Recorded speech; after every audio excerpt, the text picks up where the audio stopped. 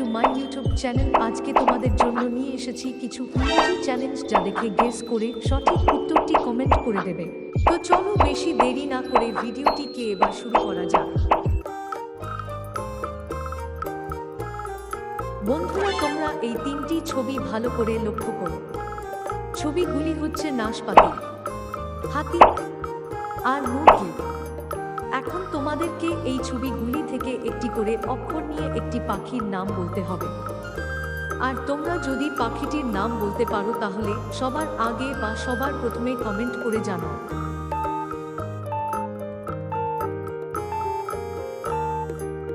কি বন্ধুরা, তোমরা কি পাখিটির নাম কেউ তৈরি করতে পেরেছো?